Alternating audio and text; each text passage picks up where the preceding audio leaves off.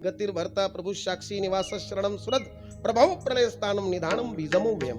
मानवाचा स्वभाव आहे, कोणी निंदा केली की सहन होत नाही, कोणी स्तुती केली की आनंद वाटतो। निंदा मोटकी ऐके, कपाल धरून ठाके, थेंबाने विरे वाऱ्याने सुके आणि थेंबाने विरे चिखलू जैसा। ज्ञानोबराय म्हणतात, शेतातला ढेकूळ असतो, वाऱ्याने सुकतो आणि पाऊस पडला की विरघळतो।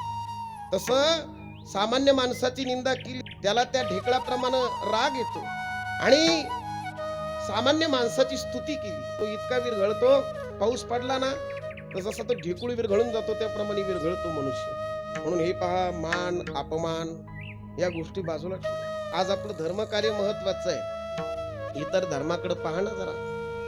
अहो, मस्जिद मध्ये जर दुसरा नमाज पडायला आला नाही तर तो बाकीचे म्हणतात, कल तू क्यों नाही आया रे।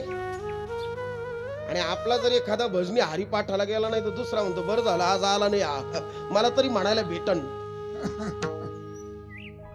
बेमीच्या देठापासून ओरडतो। अरे, लहान मुलांना जन्म दिलाय तुम्ही, त्यांना शिकवण द्या धर्माची।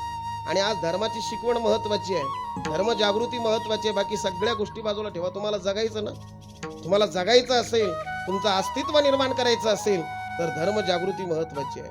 आणि धर्म जागृती करता श्रीराम प्रभूंचा अवतार झालेला आहे।